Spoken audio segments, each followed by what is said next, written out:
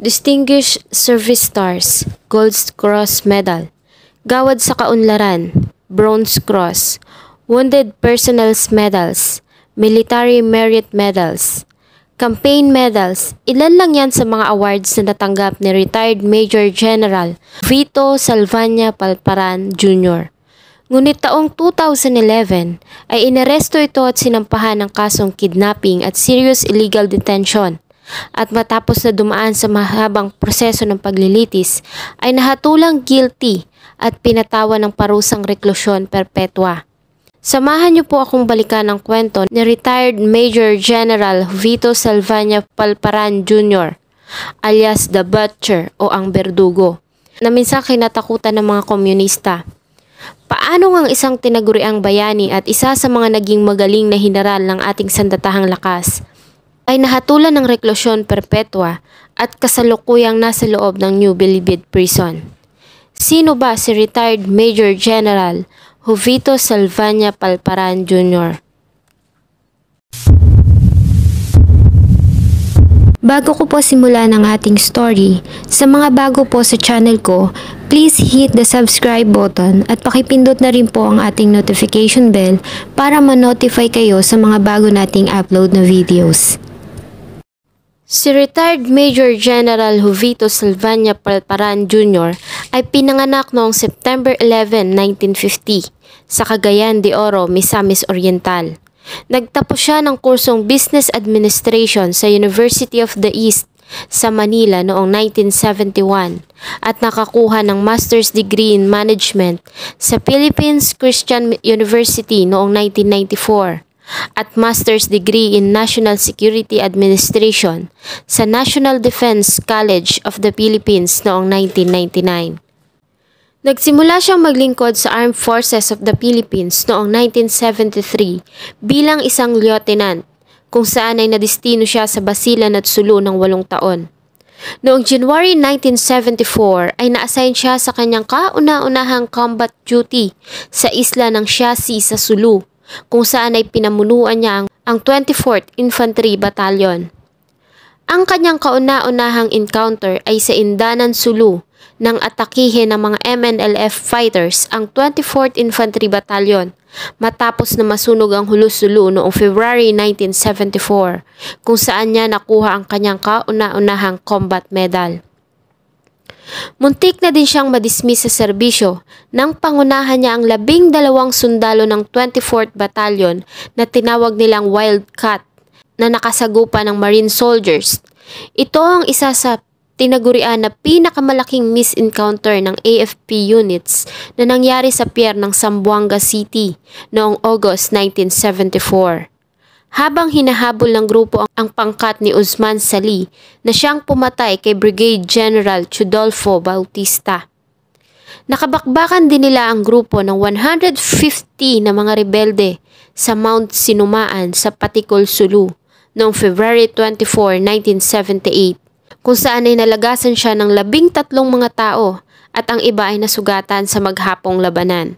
Samantalang sa grupo naman ng mga rebelde ay tinatayang 21 ang namatay. Dahil sa kanyang pinakitang katapangan ay ginawaran siya ng Gold Cross Medal.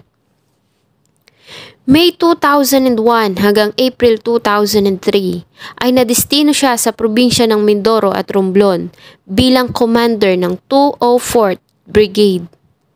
Siya din ang tumayong commander ng Philippine Humanitarian Contingent sa Iraq. Ang 51 troops ay dineploy sa Iraq mula July 2003 hanggang July 2004. Nang lisanin ng Philippine troops ang Iraq ay napromote si Palparan bilang Major General noong October 2004. Mula February hanggang August 2005 ay siya ang tumayong Commanding General ng 8th Infantry Division o Stormtroopers sa Eastern Visayas. Pinarangalan din siya dahil sa nagawa niyang mabawasan ang bilang ng mga rebelde sa Samar ng 80% at ayon pa sa kanya ay magagawa niyang burahin ang mga rebelde sa lugar kung hindi siya nilipat ng destino. Mula September 2005 hanggang araw ng kanyang pagretiro noong September 2006 ay siya ang tumayong Commanding General ng 7th Infantry Division na kaugnay sa Central Luzon. Taong 2006, sa ginawang State of the Nation Address ni former President Gloria Macapagal Arroyo, ay inacknowledge nito ang tagumpay ni retired Major General Palparan sa kanyang naging laban sa mga miyembro ng New People's Army. Habang nagsisilbi sa militar ay inakusahan siya na may kinalaman sa mga extrajudicial abductions at pagpatay ng ilang mga kritiko ng gobyerno. Sa kabila nito ay tinanggi niya ang kanyang kaugnayan sa nasabing paratang. At ayon din sa inilabas na probe ng Commission on Human Rights ay wala silang nakitang direktang ebidensya na nagsasabing si retired Major General Palparan ang mastermind, ngunit may ilang circumstantial evidence na naglink sa ilang miyembro ng military na nasabing mga pagpatay. Nang magretiro sa military ay siya ang tumayong figurehead ng Bantay, isang political party na ang naging abokasiya ay ang paglaban sa komunismo. Noong 2007, sa ginawang congressional election, ang Bantay Party List ay nakakuha ng 169,869 na boto at nakakuha ng ika-32 pwesto sa listahan ng mga party list na siyang naging dahilan para hindi sila makapagpadala ng representative sa Congress dahil na rin sa formula na ginagamit ng mga panahong yon. Ngunit April ng taong 2009, ang Supreme Court ay naglabas ng utos kung saan ay dinagdagan nito ang bilang ng seats sa House of Representatives at dinagdagan nito ng 55 at ang nasabing bagong formula ang naging dahilan ng pagpasok ni retired Major General Palparan Jr. sa House of Representatives bilang representante ng Bantay Party List noong April 24, 2009. Hanggang sa noong December 15 ng taong 2011, si retired Major General Jovito Palparan Jr. ay kinasuhan ng 2 counts of kidnapping and serious illegal detention dahil sa pagkawala ng 2 estudyante ng University of the Philippines na sila Sherlyn Cadapan at Karen Empeño noong 2006. Si Sherlyn Cadapan, 29, ay pinanganak noong 1976. Siya ay Human Kinetics students at Sports Science senior sa University of the Philippines. Nang siya ay mawala. Siya din ay community organizers ng farmer group na Alyansang Magbubukid sa Bulacan. Ayon sa kanyang ina, si Sherlyn ay sprinter at varsity scholar. Lumahok din si Sherlyn sa mga ginawang protesta laban sa pagtaas ng presyo ng gasolina at ilang mga human rights abuse case sa ilalim ng termino ni former President Gloria Macapagal Arroyo. Nang mawala si Sherlyn ay 2 buwan itong buntis. Si Karen Empeño naman, 22, ay pinanganak noong 1983 at magtatapos na sana sa kursong sociology. Nang ito ay mawala ay nagsasagawa ito ng research tungkol sa buhay ng mga magsasaka sa Bulacan. Si Sherlyn at Karen ay nawala noong June 2006 habang nagsasagawa ng research tungkol sa farming community ng Hagunoy, Bulacan. Sila ay dinukot kasama ang magsasakang si Manuel Mereno dahil sa biglaang pagkawala ng tatlo. Ang kanilang mga pamilya ay nagsimulang magsagawa ng search sa buong Bulacan hanggang makakuha sila ng lead kung saan ay may ilang mga witnesses ang nagsabi na ang tatlo ay hawak ng militar dahil sa napagkamalan umano ang mga ito na miyembro ng komunistang grupo na New People's Army o NPA. July 17, 2006, ang mga magulang nila Sherlyn at Karen ay nag-file ng petition for writ of habeas corpus sa Court of Appeals. Ang writ of habeas corpus mula sa Latin words na habeas corpus ay ang ibig sabihin ay show me the body. Ito ay isang utos na binibigay ng hukuman sa mga kinauukulan para dalhin sa korte ang isang tao upang ipaliwanag kung bakit nito ipiniit o ikinulong ang isang tao. July 19, 2006, Ang nasabing petition ay sinang-ayunan ng mataas na hukuman at inutusan nito ang militar na ilabas ang dalawang UP students na sila Sherlyn Cadapan, Carlin Empeño at ang magsasakang si Manuel Mereno. At inutusan sila na dalhin ang mga ito sa hukuman bago matapos ang June 24, 2006. Ngunit itinanggi ng militar na nasa kanilang kustodiya ang mga biktima, kaya naman binasura ng Court of Appeals ang nasabing petition noong March 29, 2007.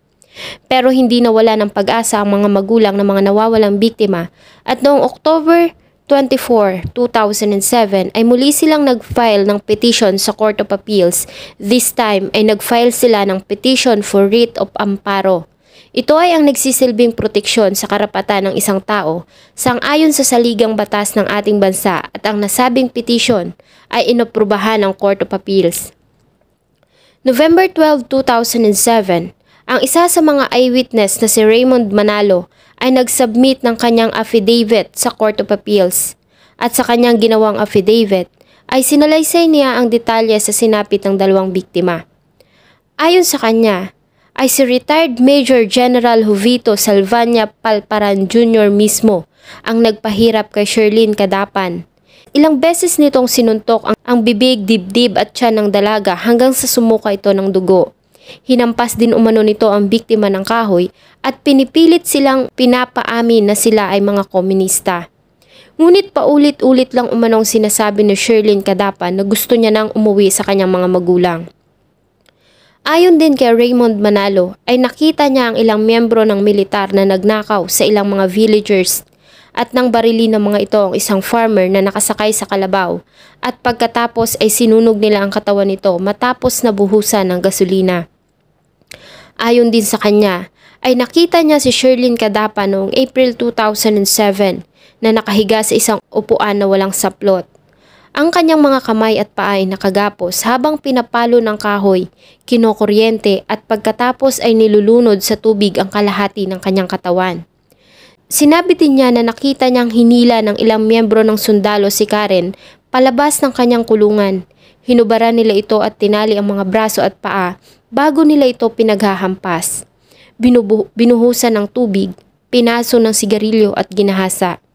Ayon sa kanya, ay siya mismo ang inatasang maglaban ng damit ng dalawang biktima, kasama na ang mga panloob ng mga ito na may mga dugo. Maging ang balde ng ihi ng mga ito ay punong-puno ng mga buo-buong dugo na kanya itong itapon. October 13, 2008, ang fact-finding team ay nakakuha ng mga sunog na buto ng tao sa dating military camp kung saan ay sinasabing dinala si Karen, Sherlyn at Manuel Mereno. Ang nasabing kampo ay dating ino-occupy ng 24th Battalion ng Philippine Army na pinamumunuan noon ni retired Major General Jovito Palparan Jr.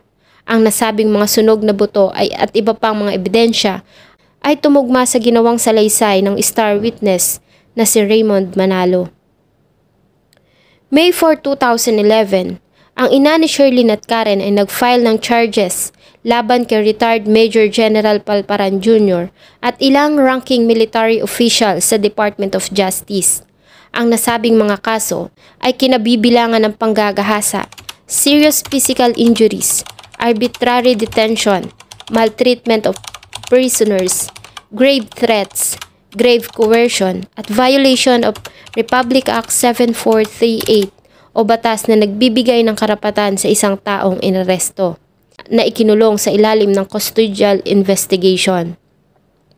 May 31, 2011, ang Supreme Court ay nakusahan ng mga sundalo na pinamumunuan ni retired Major General Palparan Jr. na responsible sa pagkawala nila Sherlyn, Karen at Manuel Mereno. Sa kanilang desisyon na nilabas ay inatasan nito ang grupo na pakawalan ang dalawang mag-aaral at si Manuel Mereno. July 8, 2011, ay sinimula ng Department of Justice ang kanilang preliminary investigation bilang pagtugon sa complaint na pinasa ng mga kamag-anak ng mga biktima laban sa mga officials ng Armed Forces of the Philippines, particularly retired Major General Jovito Palparan Jr. July 19, 2011, ay tinanggi ni retired Major General Palparan Jr. ang nasabing akusasyon at ayon sa kanyang counter affidavit, Nakatanggap siya ng report mula sa mga sundalong nasa ilalim ng kanyang command na may mga komunista sa pangalang Catania at Calisa at isang lalaki ang bumibisita sa komunidad ng Bulacan sa loob ng 3 hanggang 5 taong nakalipas. Ngunit nang tanungin ng mga reporters ay hindi nito kinumpirma kung ang nasabing 3 tao na kanyang tinutukoy ay sila Karen Empeño, Sherlyn Cadapan at Manuel Mereno. Kasabay ng mga naging pahayag ni retired Major General Palparan Jr. ay 5 pang mga witnesses ang nag-testify tungkol sa nasabing pagdukot. Ito ay sila Wilfredo Ramos, Adoracion Paulino, Oscar Lutero, Alberto Ramos at Raymond Manalo. At dahil sa testimonya ng mga nasabing witnesses ay nakakita ang Department of Justice ng probable cause para magsampa ng kaso laban kay retired Major General Jovito Palparan Jr. at ang kanyang mga tao. Noong December 15, 2011. Sinubukan pa ni retired Major General Palparan Jr. na lisanin ang ating bansa noong December 20, 2011. Ngunit na-hold siya dahil sa departure order. Sa kabila nito ay hindi siya nakulong dahil sa ang nasabing warrant of arrest ay na-release lamang ng hapon ng nasabing araw. Kaya naman ay agad itong nakapagtago sa batas. Agad namang nagsagawa ng malawakang manhunt para sa pag-aresto kay retired Major General Palparan Jr. Ang reward na 500,000 ay agad na inanunsyo para sa makapagbibigay ng impormasyon sa kanyang kinaroroonan. Ang nasabing reward ay tinaas ng 1 million noong January 5, 2012 at dinoble pa at naging 2 million pesos noong August 16, 2012. Si retired Major General Jovito Palparan Jr. ay naging subject ng malawakang manhunt nationwide hanggang noong 2014. Matapos ang ilang taong paghahanap ay inaresto siya ng National Bureau of Investigation sa Santa Mesa, Manila noong August 2014. Siya ay dinala sa Bulacan Provincial City Jail noong August 18, 2014 matapos na may deny ang kanyang motion para manatili sa National Bureau of Investigation sa Manila. Yan. Kasi I want to face the case in court para mapabilis, no? Kasi ayaw naman natin na magtagal yung problema, but on the other hand kasi may problema ako sa security, no? Malaki yung threat. I think alam naman niyo, alam ng media, in public may pronouncements sila na pag-retire ko pa lang nakabanner na sa Enquirer by NPA na Palparan did man walking, so by the NPA. So that's a real threat. Totoo po yun. So yun lang po ang nag-hold back sa akin. Now even if I am under custody ng at that time lalo, I cannot really assure myself na secured ako even in government. Well, yun ang decision ko. So I have to get out or hide. September 1, 2014 ay nag-file si retired Major General Jovito Palparan Jr. ng motion para ilipat siya sa isang military detention facility. Ang nasabing motion ay inaprubahan ng korte noong September 15, 2014 at siya ay nilipat sa isang Army Custodial Center sa Taguig City. At dito na nga nagsimula ang paglilitis ng kaso. Ang kaso ay napasa kamay ni Judge Teodora Gonzales ng Malolos Regional Trial Court, Branch 14. July 13, 2015 ay binitawan ni Judge Teodora Gonzales ang kaso dahil sa ilang allegations ng di patas na pagdinig mula sa isa sa mga abogado ng mga akusado. At ang nasabing kaso ay na-assign kay Judge Alexander Tamayo ng Bulacan Regional Trial Court, Branch 15.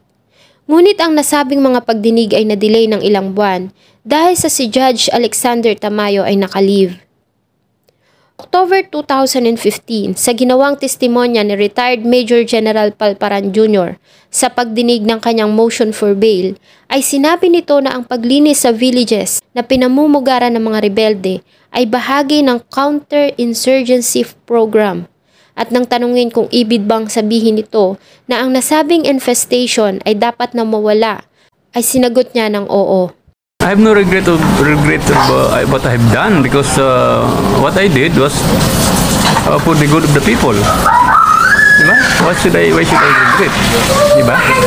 Kung the case filed against me, well, natural lang naman din sa kanila na filean ako dahil nakita nila siguro, modesty aside, baka nasa isip nila masyado akong successful sa campaign ko. So they have to put me down, they have to put a stop. And added to that, they have to show na wala nang makakagawa ng nagawa ko sa kanila. Ang nasabing motion for bail ay dininay ng hukuman noong December 2015. At nang muli siyang magpasa ng motion for reconsideration, ay muli itong binasura ng hukuman noong January 22, 2016. Sa kabila ng mga nangyari ay tumakbo pa ito na senator noong 2016 Philippine Senate election, kung saan ay inatasan niya ang kanyang anak para mag-file ng kanyang Certificate of Candidacy. Sa nasabing election ay natalo siya at nakakuha lamang ng 1.8% na boto na naglagay sa kanya sa rank na 39 sa kabuuang 50 ng mga candidates. At noong September 17, 2018 ay naglabas na ng hatol ang mababang hukuman. Ayon kay Judge Alexander Tamayo, si retired Major General Jovito Palparan Jr. at ang mga kasama nito ay napatunayang guilty beyond reasonable doubt sa kasong kidnapping at serious illegal detention at hinatulan ng reklusyon perpetua at pinagbayad ng sapat na halaga para sa civil indemnities at moral damages.